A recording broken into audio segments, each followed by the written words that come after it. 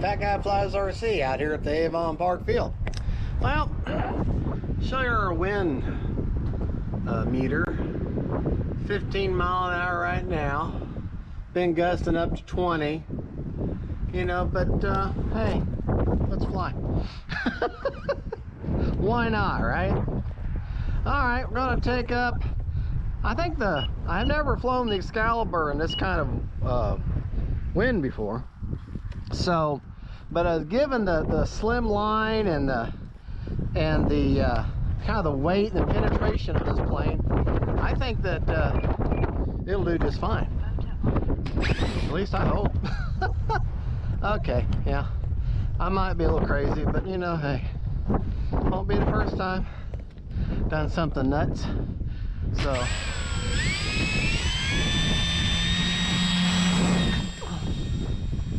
yeah.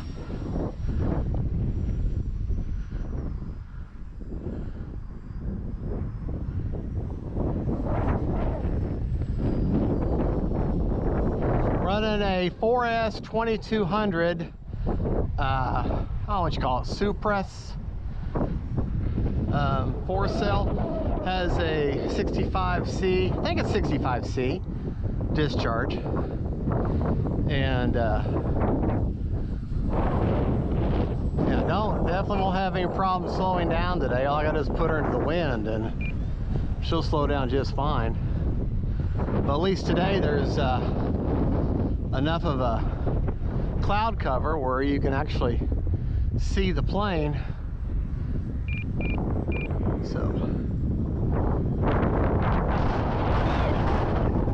yeah, I'm a little crazy right now to fly in this, but you know, hey, you know what let's do? Let's land her. Like I could do that right now.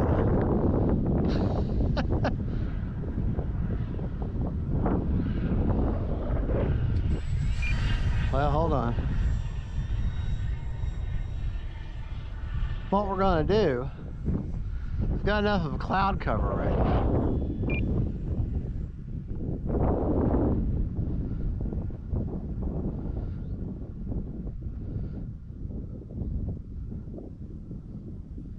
There. All right, motor off. Here's what we're gonna do. Folks. I got some another set of easy lights, and I just love them things. Okay, the motor's off, and you can see the flags right in front of us. And let's go back, and this way I can just show you how easy these easy lights are. You see these little Velcro patches I put on here? Okay, right here and right here. You get 3 easy lights. I was gonna make that F-16 today, but I don't think so. I don't think so, not with this kind of wind. I don't wanna, that's a very, very nice plane, okay? And I just don't wanna have to fight it and lose it, because I don't know how the plane reacts. Now, I'll fly the Habu in this, because I know that plane, but a plane that you don't know, okay, facing the plane, the way you have nav lights are, when you face the plane, looking at it, red is right. But from a pilot's perspective, green is right. But that's from the pilot's perspective. Okay, as you can see, I've already got those lights, and then I'm going to put the clear one back here, and that just velcros on. I got the fuzzy side on the, it's got buttons on there, and you can just, you got 3 patterns. One is the fast strobe, slower strobe, and then what's considered breathing. So I'm going to do basically the slower strobe. I guess it's the slower strobe. I don't know. It's the second click on them though. Okay, and that way can easily see this plane. especially against that clouded sky. But what I was saying about on a day that's windy, 15 to 20 mile an hour gust winds, you don't want to maiden a plane. Because you don't know it. You don't know how it's going to react. This will be the third time I've ever flown this plane, and I feel confident with it. So, or more confident with it. There we go. But now, I don't know how well you can see them on camera, but I can barely see that plane now. Of course, can't see it underneath, but I'd have to get another set of easy lights. All right. Yeah, it's kind of windy. Kind of windy. Kind of windy. That's okay. You got to be able to fly in the wind, you know. My point is, though, you just don't want to maiden a plane in the wind when it's real windy like this. You don't want to maiden a plane because you don't know the plane. You don't know how it's going to react. You don't know how it's going to feel, you know. And especially a plane that's expensive, you know. All right. All those lights look good against that dark gray cloud. The motor's off right now. And it's coming right at us.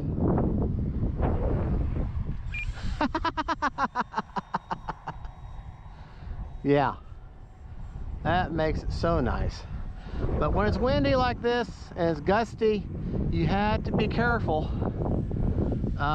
Sudden gust are going to knock that aileron or knock that one wing down. So, you know, or to spin your tail on you. So you have to be prepared for that. And that's why you want to stay 3 mistakes high whenever, and this plane here has no gyro or stabilization of any type. So important definitely for me to stay frosty and keep control these sticks. Time remaining 2 minutes.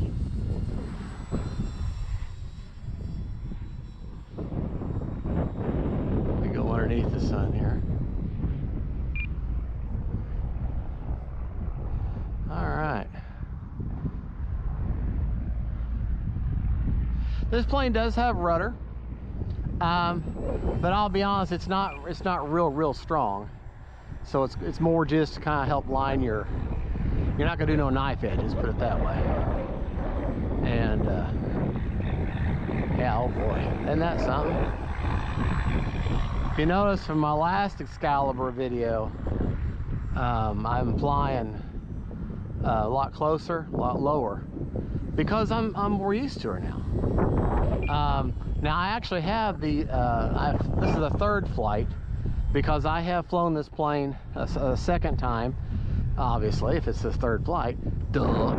But my point is, I didn't produce that video yet. I still have it in my bank, so to speak.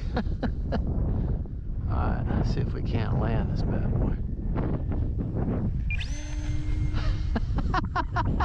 Well, maybe not.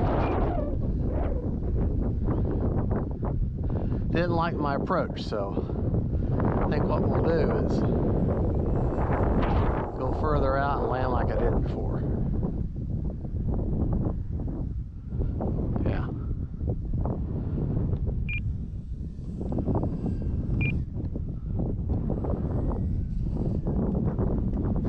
Yeah, there we go. Much better, but see them lights? I mean, you definitely can see them now. So turn the motor off. We'll take one more trip up and call it a day for this plane for right now anyways. All right, gotta turn the motor back on. It does make it easier.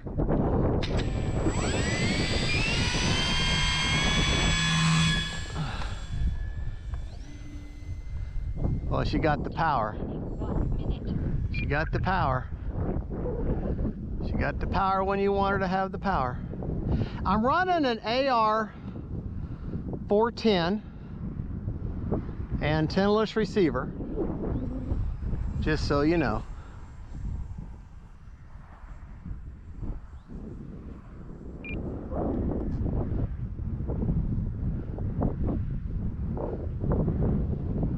Try not to hit myself. Now see, you don't want to do that. You don't want to turn if you can afford it or avoid it, because that's a good way to break your prop. Let's see if we can't do that again. You want to just try to land it as straight as possible, and you're going to flare at the very last. And this is one strong prop anyways. I gotta, so let's try that again. Yeah, motor on. Stickers are starting to come off. I'll have to tape that down. Okay.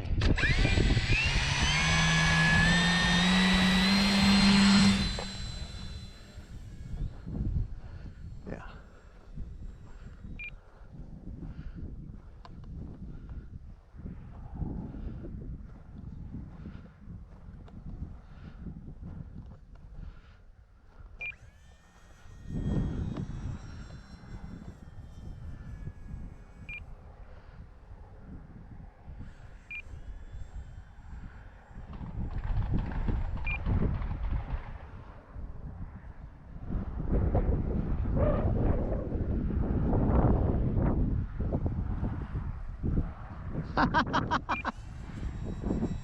Yeah, she don't want to come out of the sky. She don't want to do that, does she?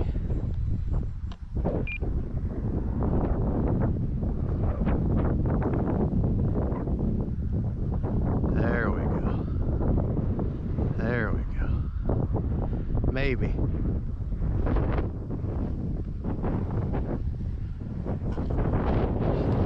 Kind of straight that time, but not too much. Gonna have to walk. But wind is out from that direction there, out of the northeast, and that was giving her just enough lift underneath that wing to keep her going. And so you gotta remember that glider. Now I could put an AR620 antennaless receiver in there with a 6-channel, and I could work out what do you call that, flaperons and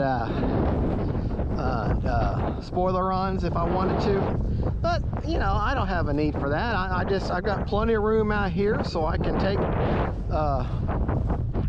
you know, I can do a longer landing, and that's fine.